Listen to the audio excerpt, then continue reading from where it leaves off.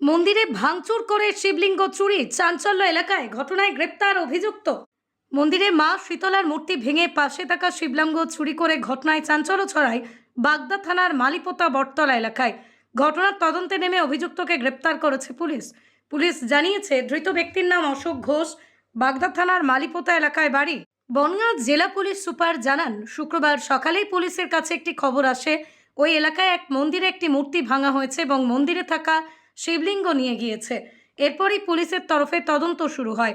ঘটনায় CCTV camera footage check করা হয় এবং স্থানীয়দের কাছে জিজ্ঞাসাবাদে জানা যায়, ওই এলাকায় অশোক ঘোষ নামে এক ব্যক্তি মন্দিরে ভাঙচুর চালায়, শিবলিঙ্গ নিয়ে বাড়ি চলে যায়। অভিযুক্ত স্ত্রী পুলিশকে জানিয়েছে, নেশা করা অবস্থায় যে এমন কাজ করেছে। বাড়িতে শিবলিঙ্গ নিয়ে আসার পর তার স্ত্রী তাকে মন্দিরের সেই শিবলিঙ্গ রেখে আসতেও বলেছেন। এরপরই পুলিশ অভিযুক্তকে গ্রেপ্তার করে। অভিযুক্তকে শনিবার বনগাঁ মহকুমা আদালতে তুলবে বাগদা থানার পুলিশ। মালিপোতা জিপির বাগদা থানা এলাকাতে এই দুঃসাহসিক যে কাজটি করেছে, কোনো দুষ্কৃতী এসে এখানে শিবের যে মূর্তিটি ছিল সেই শিবলিঙ্গটিকে তুলে নিয়ে গেছে এবং মায়ের মূর্তি ভেঙে দিয়ে তার পাশে যে মুন্ডু পড়ে আছে, এই মুন্ডুটাও পাশে ভেঙে রেখে গেছে। এই যে মায়ের মুন্ডু এই যে ভেঙে ফেলে রেখে গেছে, মায়ের মূর্তিটাকে ভেঙে।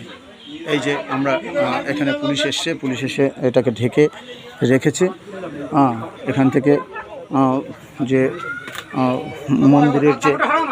মন্দিরের যে মূল মূর্তিটাকে ভেঙে ফেলেছে।